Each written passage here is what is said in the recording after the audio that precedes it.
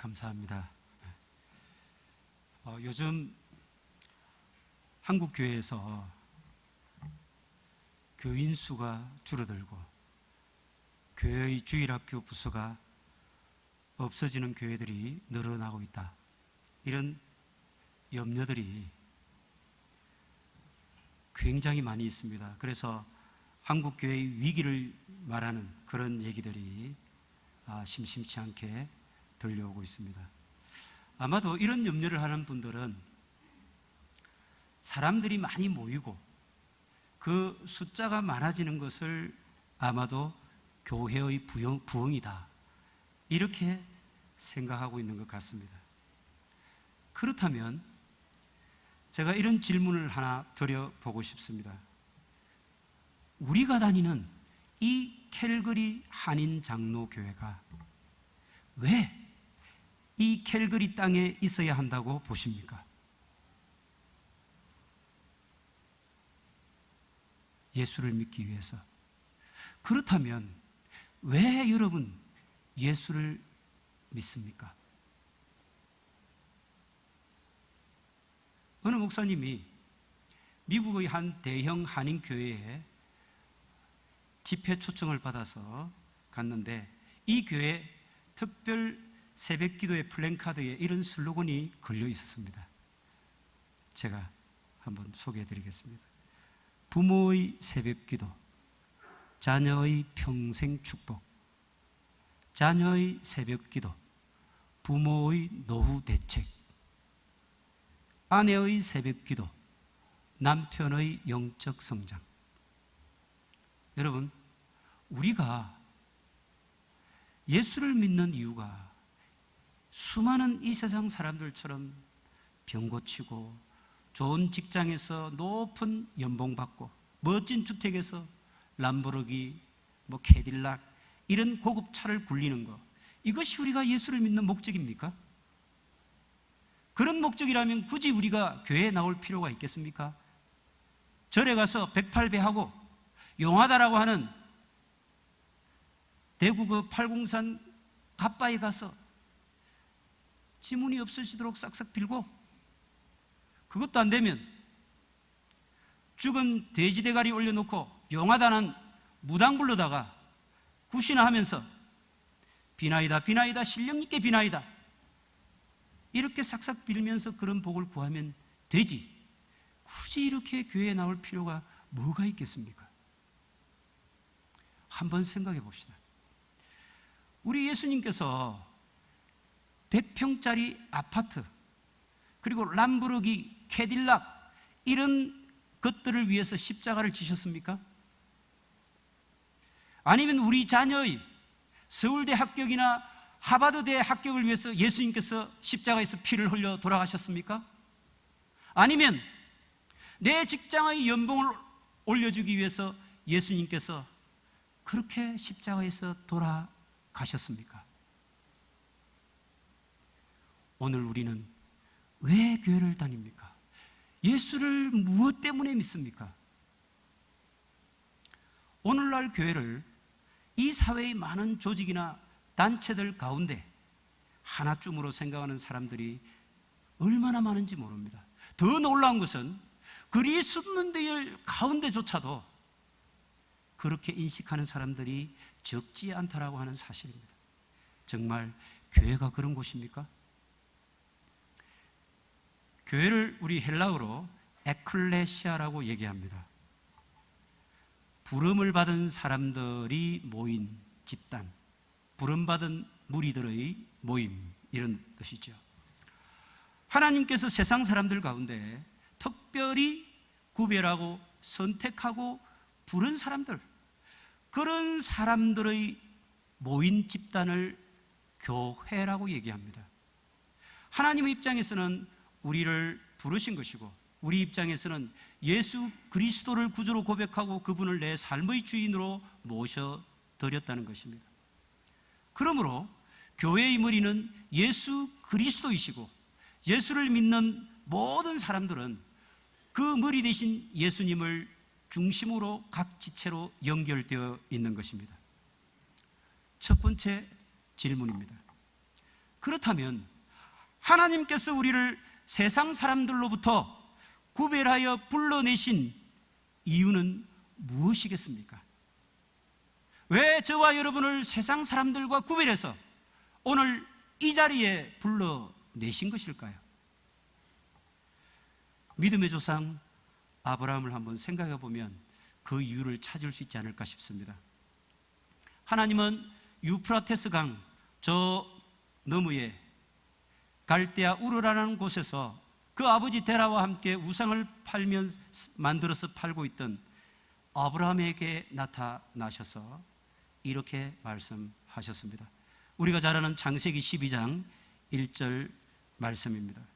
여호와께서 아브라함에게 나타나셔서 너는 본토 친척 아비 집을 떠나서 내가 너에게 지시하는 땅으로 가라. 내가 너로 큰 민족을 이루고 복을 주어서 내 이름을 창대하게 하리니 너는 복이 될지라. 많은 분들이 이 본문을 이해할 때에 하나님께서 아브라함 가족에게 본토 고향 땅을 떠나서 하나님이 지시하는 땅으로 가라고 명령을 하시니까 아브라함이 즉각 순종을 해서 그는 우리가 잘 아는 믿음의 조상, 복의 조상이 되었다, 이렇게 생각을 합니다. 물론 자신의 모든 생활 근거지를 떠난다는 것, 모든 삶의 토대가 묻어있는 그 고향 땅을 등지고 떠난다는 것은 정말 쉽지 않은 일이죠. 그럼에도 아브라함이 순종을 했다는 것은 정말 귀한 믿음의 자세인 것입니다. 그런데 하나님께서 아브라함에게 맹하신 그 쏙뜻은 다름 아닌 바로 온갖 우상과 죄악이 편만한 죄악의 땅, 이 죄된 땅을 떠나라는 말씀이었습니다. 다시 말하면 이제는 내가 살던 세상의 가치관, 문화, 풍습, 이념 이런 것들을 철저히 버리고 이후로는 구별된 하나님의 백성으로 살아가라고 하는 택하심과 부르심이었다는 말씀입니다. 그렇게 보면 아브라함은 에클레시아의 출발점이었다고도 볼 수 있겠습니다. 애굽에서 400년간 종살이로 노예로 있던 그 아브라함의 후손들이 모세의 인도로 죄악과 우상의 땅 애굽을 떠나 하나님이 이끄는 그런 땅으로 가고자 했습니다. 왜 그랬을까요? 바로 죄악된 세상 사람들로부터 구별된 하나님의 거룩한 백성들이었기 때문이었습니다. 하나님께서 택하시고 불러내신 이스라엘 사람들에게 하나님께서 진정 원하셨던 것은 무엇일까요? 레위기 주제이자 구약 전체의 주제 말씀입니다. 레위기서 11장 44절과 5절을 제가 읽어드리겠습니다. 나는 여호와 너희의 하나님이라. 내가 거룩하니 너희도 몸을 구별하여 거룩하게 하고 스스로 더럽히지 말라. 나는 너희의 하나님이 되리고 너희를 애굽 땅에서 인도하여 낸 여호와라. 내가 거룩하니 너희도 거룩하라. 바로 거룩한 백성으로 거룩하게 살기를 원하셨다는 말씀이죠. 예배를 드리고 우리가 찬양을 드리고 기도를 드리는 것, 모든 것이 다 결국은 하나님이 원하는 거룩한 삶의 모습들입니다. 사복음서를 통해서 예수님께서 제자들에게 원하셨던 것은 무엇이었을까요? 신약 전체의 주제 말씀인 마태복음 5장 48절을 제가 읽어드리겠습니다. 그러므로 하늘에 계신 너희 아버지의 온전하심 같이 너희도 온전하라. 예수님은 우리 모두가 이 땅의 천국 백성이 되기를 원하셨습니다. 그래서 이제 천국 백성이 되었다면 이 땅에서 천국 백성답게 살아서 그에 합당한 열매를 맺어 가길 원하셨던 것입니다. 그저 우리가 예수 믿으면 복받고 죽으면 내세 천당 간다, 이런 이제 어린아이와 같은 신앙을 우리는 넘어서야 합니다. 예수님을 영접함으로 우리에게 이미 임한 현재의 천국, 이 현재의 천국 속에서 천국 백성은 장차 역사가 끝날 그때에 도래할 영원한 천국, 그 영원한 천국을 바라보면서 천국 백성답게 거룩함을 이루기 위한 믿음의 선한 싸움을 싸워야 한다는 것입니다.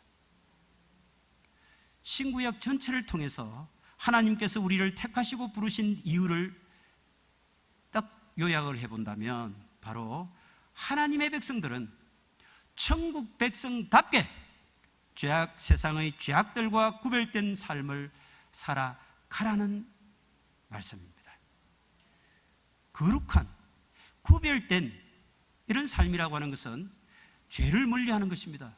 죄를 끊어내는 것입니다. 죄를 거부하는 것입니다. 죄를 물리치는 삶을 말하는 것입니다.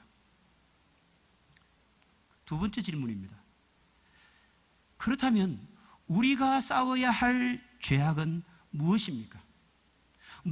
어떤 죄와 우리가 싸워야 합니까? 여러 가지 분류를 할 수 있겠지만 저는 우리 속에서 나오는 죄와 우리 밖에서 우리에게 도전하는 죄, 이렇게 분류를 해보고 싶습니다.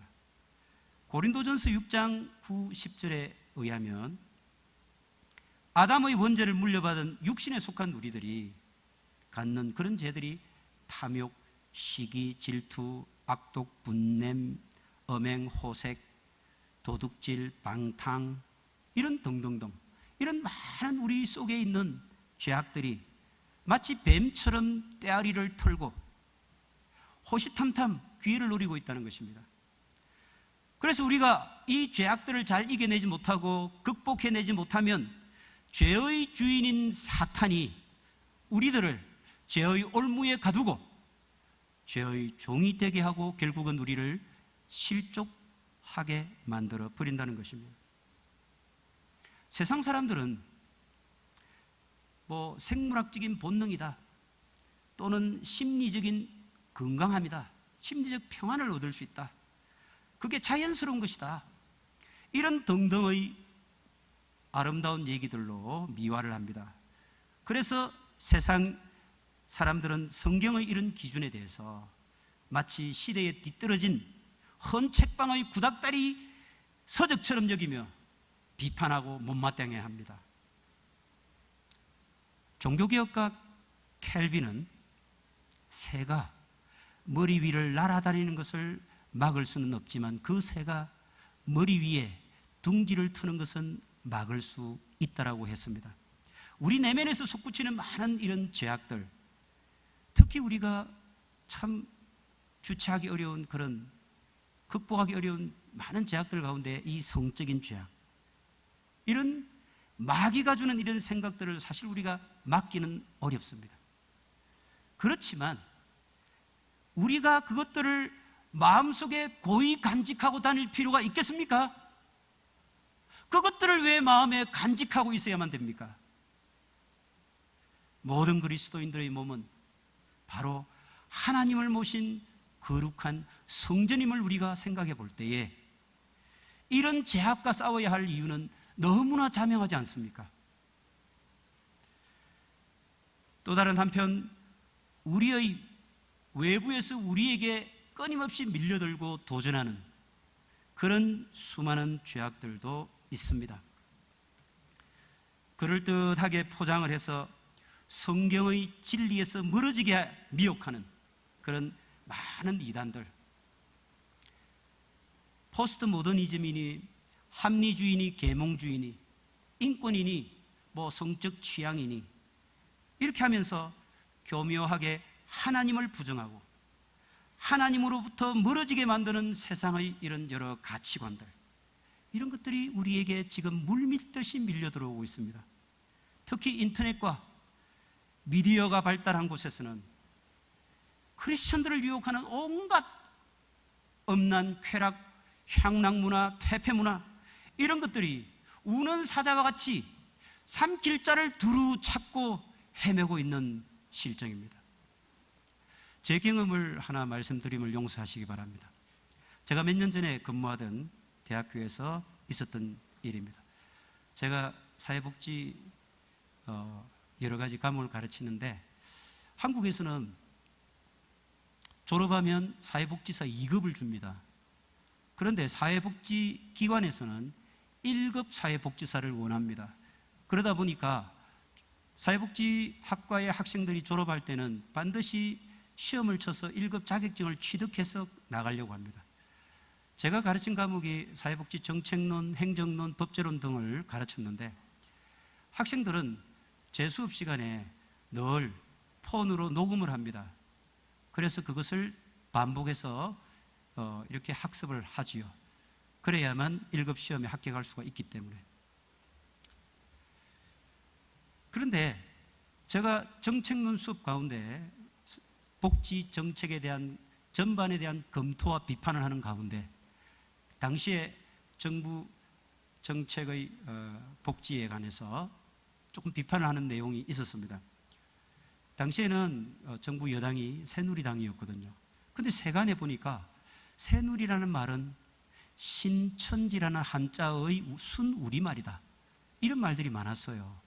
그러다 보니까 제가 그런 복지 정책에 대한 얘기를 하다 보니까 자연스럽게 신천지, 새누리당을 얘기하다가 신천지로 넘어가면서 신천지에 대한 얘기를 하게 되었습니다. 이 신천지의 교주는 영생불사를 주장하는 전형적인 사이비 교주의 모습이고, 그런데 이 신천지는 가정을 분열시키고 파괴하고 가족들을 생이별시키고 교회에 들어와서 교회를 분열시키며 문화활동이라고 하는 그럴듯한 미명으로 참으로 교모하고 아주 은밀하게 포교활동을 하는 전형적인 사이비 종교다, 이렇게 제가 강력히 비판을 한 적이 있습니다. 어느 날 총장님이 저를 불렀습니다. 갔습니다. 그랬더니 신천지 측에서 학교에 항의 공문을 보냈습니다. 내 수업을 들었던 제자 중에 가룟 유다가 있었습니다.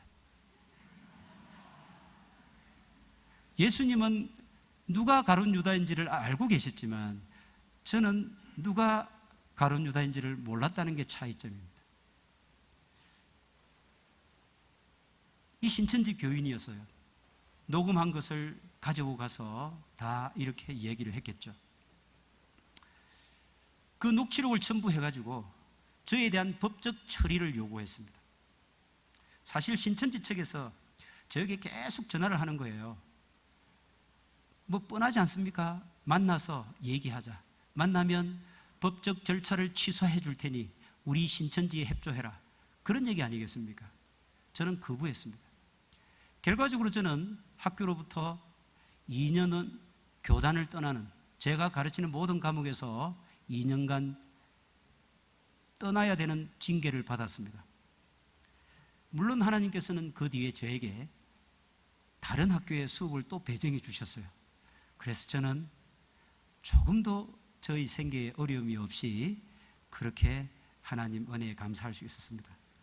초대교회 시절 바울은 영지주의와 같은 이런 이단이 들끓는 환경에서 하나님 말씀의 순수성을 강조했습니다. 고린도후서 4장 2절 말씀입니다. 하나님의 말씀을 혼잡하게 하지 아니하고, 혼잡하게 한다는 것을 영어 성경에 보니까 distort라고 되어 있습니다. distort, 왜곡한다, 비튼다, 이런 의미죠.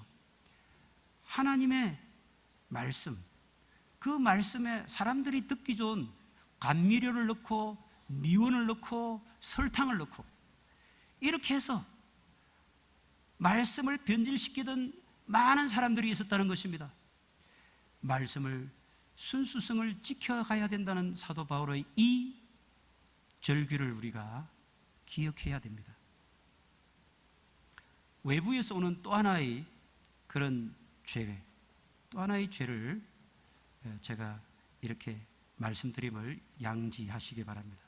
최근에 우리 논란이 되고 있는 동성애, 우리가 잘 아다시피 하나님은 창세기 2장 24절에서 한 남자와 한 여자의 결합을 한 몸, 바로 부부로 선포하시는 하나님의 창조 질서의 근본을 그 창세기에서 말씀을 하셨습니다.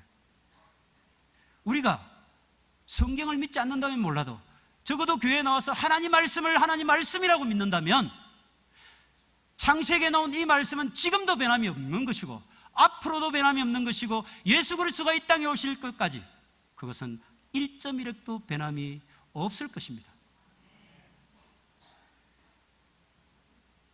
소돔과 고모라의 얘기뿐만 아니라 로마서 1장 21절, 바울은 동성애를 하나님을 대적하는 죄에서 비롯되었다고 그렇게 말하고 있습니다.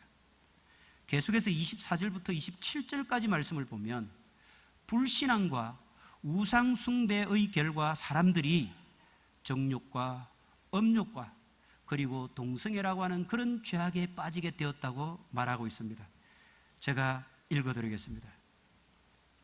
그러므로 하나님께서 그들을 부끄러운 욕심에 내버려 두셨으니 곧 그들의 여자들도 순리대로 쓸 것을 바꾸어 영리로 쓰고 그와 같이 남자들도 순리대로 여자 쓰기를 버리고 서로 향하여 음욕이 부릴 듯하며 남자가 남자와 더불어 부끄러운 일을 행하여 그들의 그릇 때문에 상황한 보응을 그들 자신이 받았느니라.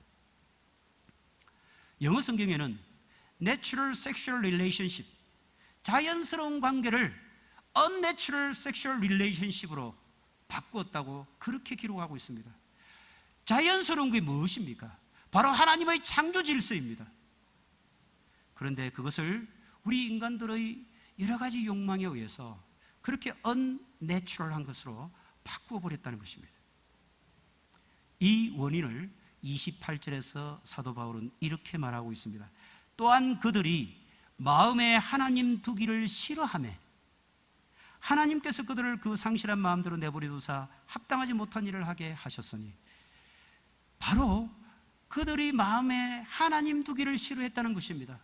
하나님 두기를 싫어하는 순간 이 모든 음란과 모든 죄악들이 스며들 수밖에 없다라고 말씀을 하고 있습니다. 역사적으로 보면 헬라, 로마 제국, 이때 동성애가 여러분 상당히 보편화되어 있고 확산되어 있었다는 것을 아십니까? 이때의 문화는 쾌락과 향락이 최고의 가치를 가졌던 시대입니다. 심지어는요, 사람들이 먹고 배가 부르면 나가서 토해냅니다. 그리고 다시 와서 또 먹어요. 이렇게 탐욕과 성적 문란이 충만했던 시대가 바로 헬라와 로마 제국 시대였습니다. 313년에 콘스탄티누스 황제가 밀라노 칙령을 반포하면서 비로소 기독교가 공인이 되었습니다. 그리고 그로부터 한 70년 지난 380년경에 테오도시우스 황제에 의해서 데살로니가 칙령이 반포되면서 온 로마 제국 영내에 있는 모든 기독교는 이제 우리 로마 제국의 국교다, 이렇게 선포를 하면서 그때 독버섯처럼 번져 있었던 동성애는 자리를 감추기 시작했습니다. 자취를 감추었다는 겁니다. 물론 완전히 사라진 것은 아니라 지하로 숨어들었겠죠. 그러나 하나님의 심판대 앞에서 그것들은 설 자리를 잃게 된 것입니다.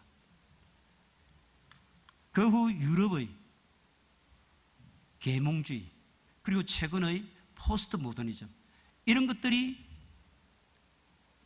밀려들면서 이제 또다시 동성애가 극심한 그런 시대를 맞이하게 되었습니다. 사실 저도 한 인간이고 한 명의 하나님 앞에 죄인입니다. 제가 죄로부터 완벽히 깨끗하기 때문에 제가 이런 말씀을 드리는 것이 아닙니다. 저는 성경 말씀을 있는 그대로 전하라고 하는 기름 부음을 받은 목사입니다. 그러므로 하나님 말씀에 감미료를 넣거나 세속적인 가치관으로 덧칠을 해서 하나님 앞에 죄를 짓는 그런 것은 절대로 용납될 수 없다고 생각합니다. 세상의 진보주의자들이나 인권운동가들은 인권, 차별금지, 혐오금지 이런 관점에서 이 동성애를 이야기하고 주장하기도 합니다. 저는 그저 성경에 있는 그대로 성경의 말씀, 하나님의 말씀을 그저 전할 뿐입니다. 저는 그런 것에 대해서 논쟁할 마음이 전혀 없습니다. 제가 서두에 던졌던 질문으로 돌아가 보겠습니다. 오늘 우리는 왜 교회를 다닙니까? 예수를 왜 믿습니까? 마태복음 1장 20, 21절에 이런 말씀이 나옵니다. 예수님이 이 땅에 오실 수태고지의 그 광경을 소개하면서 예수라는 이름을 지어라. 이는 자기 백성들을 그들의 죄에서 구원할 자, 죄에서 구원할 자, 예수 그리스도. 우리가 예수님을 믿는 이유는 딱 한 가지입니다. 바로 죄에서 구원받기 위함입니다. 다른 거 없습니다. 다른 거 없습니다. 그래서 우리는 그 죄로부터 구원받아 천국 백성이 된 것입니다. 그러므로 우리가 예수님이 머리 대신 교회를 다니면서 그분을 믿는 이유는 하나님의 거룩함을 닮아가기 위함입니다. 예수 그리스도의 온전함을 따라가기 위함입니다. 천국 백성으로 구원받았다면 천국 백성답게 살아가기 위함이라는 것입니다. 그러려면 우리는 온갖 죄에 대해 대항해서 싸워 이겨야 됩니다. 예수 십자가의 공로로 구원을 얻었다면 이제 우리는 그 죄를 미워하고 그 죄와 싸우고 그 죄와 피 흘리기까지 싸워 나가야 된다는 것입니다. 세 번째 질문입니다. 그러면 어떻게 죄와 싸워 이길 수 있을까요? 첫 번째, 죄와의 싸움에서 승리하려면 당연히 죄의 속성을 알아야 하지 않겠습니까? 지피지기 백전백승이라고 했습니다. 저희 집은 듀플렉스로 되어 있는 아주 작은 앞 야드와 뒷 야드가 있습니다. 그래서 집은 좁지만 아주 봄과 여름 되면 아름답습니다. 작지만. 왜냐하면 민들레가 지천으로 올라오기 때문입니다. 그래서 저는 그 끊임없이 올라오는 민들레를 아침부터 뽑는 날이 있습니다. 계속 뽑습니다. 그러면 그 작은 잔디밭이 좀 정화된 듯이 보입니다. 그런데 다음 날이 되면 그 뽑은 숫자의 2배가 넘는 민들레가 고개를 쳐들고 저를 비웃고 있는 겁니다. 내잡아봐라. 아무리 뽑고 뽑아도 다음 날 되면 어김없이 고개를 내밀고 저를 조롱하는 이 민들레들. 제추제를 뿌리라는 조언도 제가 들었습니다. 근데 예수님께서는 가만두어라. 가라지 뽑을라 알고까지 다칠라. 그래서 저는 제초제 안 씁니다. 죄는 제초 작업을 하듯이 이렇게 규칙적으로 뽑아 버려야 하는 것입니다. 그러나 조금만 방심하면 곧 다시 자라나서 온 밭을 점령해버리는 그런 잡초와 같이 이 죄와의 싸움을 우리가 게을리하거나 방심하면 곧 죄에 휘둘려서 죄의 종이 되고 만다는 것입니다. 위대한 사도였던 사도 바울, 그분도 죄와의 싸움이 얼마나 힘들었으면 이런 탄식을 했습니다. 로마서 7장 21절부터 24절 말씀을 제가 읽어드리겠습니다.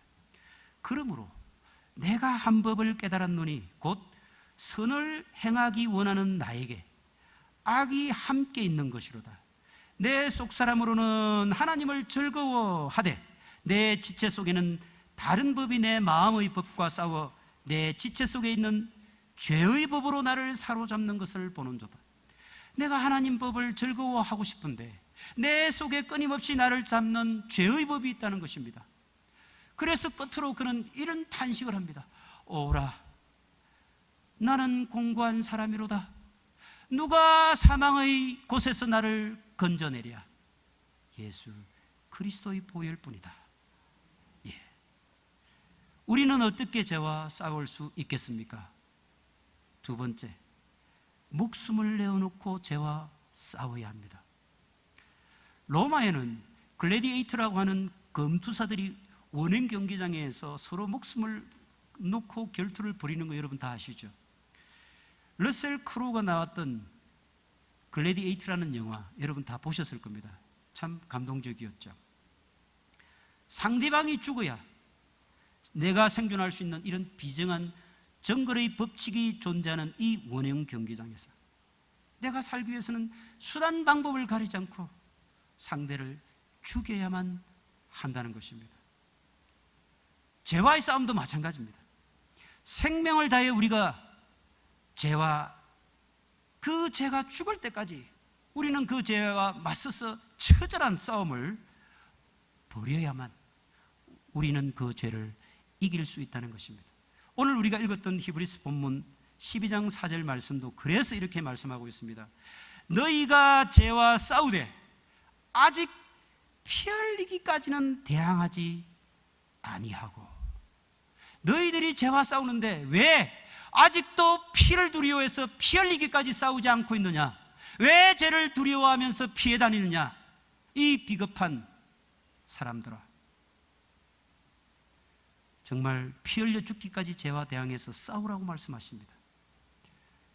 한국의 분당 우리 교회 이찬수 목사님이 이런 말씀을 하셨어요. 오늘날 한국은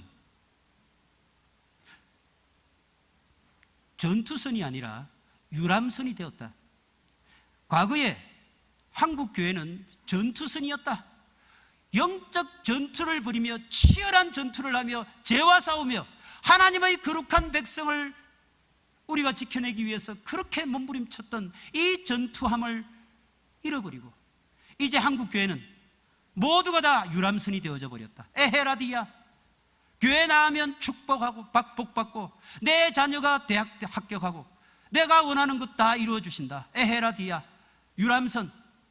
여기서 즐겁게 우리 헌금 거두어서 우리끼리 먹고 마시고 우리끼리 헌금 가지고 건축하고 큰 건물 짓고 에헤라디야. 한국은 전투선이 아니라 유람선이 되어져 가고 있다는 것입니다. 여러분, 교회가 무엇입니까? 우리는 전투력을 회복해야 됩니다. 지금 우리의 교회 문 바깥에 여러분 각종 이단들, 동성애를 비롯한 세상의 많은 문화들, 만몬이나 성공이니 뭐 이 땅의 행복을 최고로 하는 그런 세상의 가치관들, 온갖 이념과 사상이 담겨져 있는 죄악의 판도라 상자, 이 판도라 상자가 우리 교회 문 바깥에 있습니다. 여러분 보셨습니까? 눈에 안 보이죠? 그런데 이 판도라 상자는 우리의 믿음과 신앙이 해이해지고 방심해지기를 손꼽아 기다리고 있다는 거 여러분 아십니까? 우리가 방심하고 해이해지는 순간 언제라도 그 상자의 뚜껑을 열고 그 속에 들어있는 온갖 죄악들, 온갖 부패한 세상의 이념과 사상들이 물밀듯이 이 교회 안으로 들어올 준비를 하고 있다는 것을 우리가 두렵고 떨림으로 깨닫고 있어야 된다는 것입니다. 우리는 어떻게 죄와 싸워서 이길 수 있겠습니까? 세 번째, 철저히 회개하고 다시는 죄의 멍에를 매지 말아야 합니다. 우리 주님께서는 회개하라, 천국이 가까웠다고 말씀하시면서 회개하면 천국을 누릴 수 있다고 말씀하셨습니다. 무엇이든지 주홍 같은 붉은, 아무리 붉은 죄라 할지라도 우리가 하나님 앞에 나와서 자복하고 회개하면 다 용서하시고 천국 백성으로 받아주신다는 것입니다. 그런데 우리가 오해하지 말아야 될 것이 있어요. 회개라는 이 단어와 자복이라는 단어는 다릅니다. 사실 자복은 처음부터 끝까지 입으로만 하는 거예요. 잘못했습니다, 잘못했습니다, 잘못했습니다, 끝. 그런데 헬라어의 메타노에우라고 하는 이 회개라고 하는 단어는 입으로 하는 것이 아니라 행동으로 하는 것을 말합니다. 예컨대 우리가 가는 길, 내가 가다가 그 가는 길이 틀렸다면 그 적시로 180도 돌아서는 것, 내가 들고 있는 것이 만약에 잘못된 것이고 부정한 것이고 죄된 것이라고 한다면 그 순간 우리는 칼을 가지고 무를 자르듯이 주저함없이 그것들을 잘라버리는 것, 이것을 회개라고 얘기하는 것입니다. 여러분, 젊은 시절 김유신에 대한 아마 이런 얘기 많이 들었을 겁니다. 김유신이 천관이라는 이 기생집을 자주 드나들다 보니까 엄마가 너무 걱정을 했어요. 저러다가 저 기생한테 빠지는 거 아니냐. 그래서 다시 가지 않겠다고 엄마한테 굳게 약속을 했습니다. 그러던 어느 날 술에 취해서 졸고 있는 그 김유신, 눈을 떠보니까 어느새 그 말은 천관이라는 기생집 앞에 와 있는 것입니다. 정말 어머니 보기 면목 없고 너무 부끄러워서 당장에 뛰어내려서 칼을 뽑아 그 자기가 사랑하던 에마, 그 말을 단칼에 쳐 죽여버렸습니다. 한자성어로 업참마숙이라고 하지요. 아마도 이 설화가 한국판 회개의 표본이 아닌가 그렇게 생각합니다. 여러분, 회개하기 위해서는 우리에게 가장 소중한 것까지 정말 단칼에 베어내는 결단이 있어야 한다는 것입니다.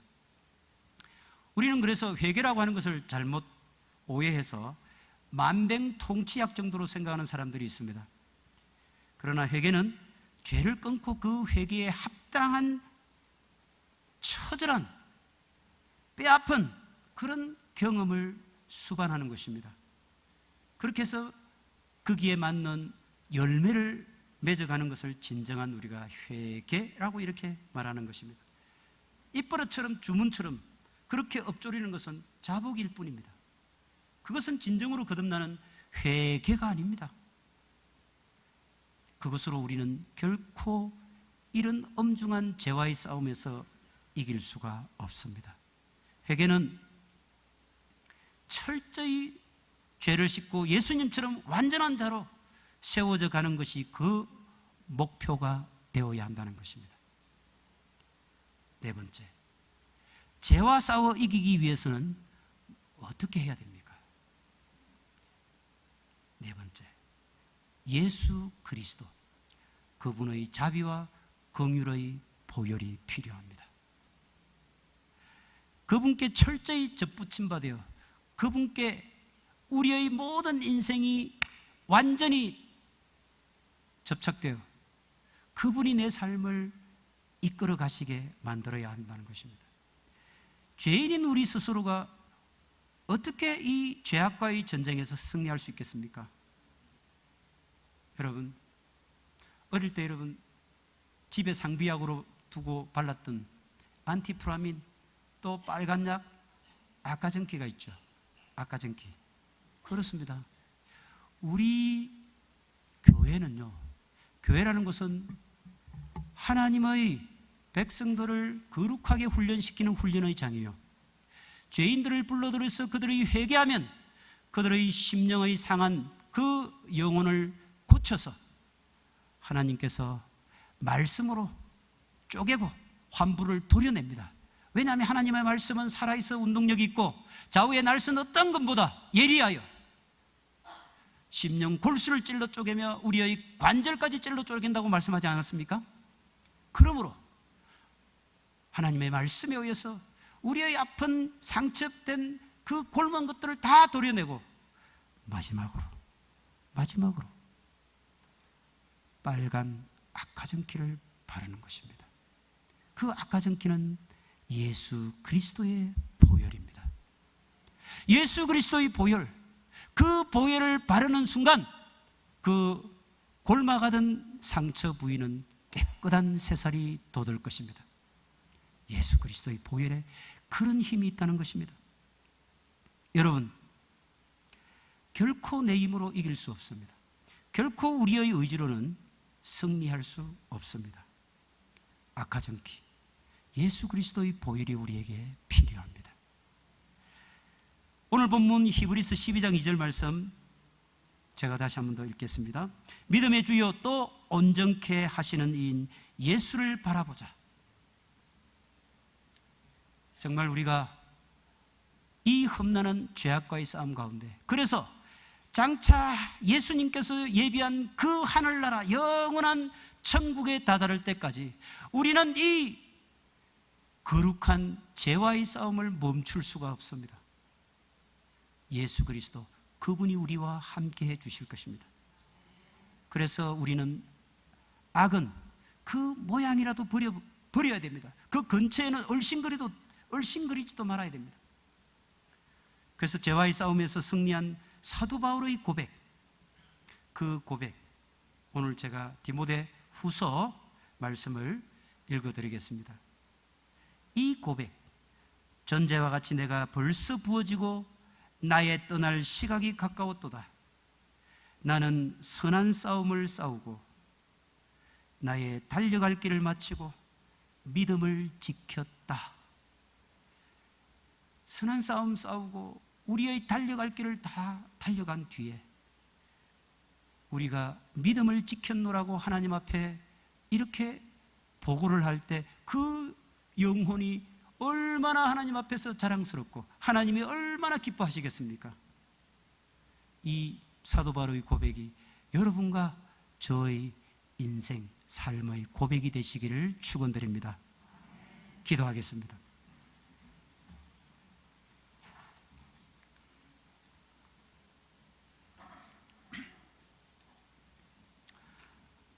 죄에서 구원하여 자녀로 삼아주신 하나님 아버지, 하나님께서 부르시고 택하여 구별된 백성으로 불러주셨사오니 정말 구별된 백성답게 이 땅의 온갖 불의와 부정과 세상의 가증한 문화에 눈 감는 비급함을 물리치고 당당히 싸울 용기를 갖게 하여 주시옵소서. 하나님께서 그토록 원하시는 거룩한 백성으로 살아가기 위해 죄와의 싸움에서 물러서지 않도록 힘 주시고 능력 주셔서 끝까지 피 흘려 싸워 이길 수 있도록 도와주시옵소서. 저희들의 힘으로는 할 수 없지만 예수님 그 은혜의 보혈을 힘입어 이 싸움에서 궁극적 승리자 되게 하여 주옵소서. 감사드리며 예수님 이름으로 기도드리옵나이다. 아멘.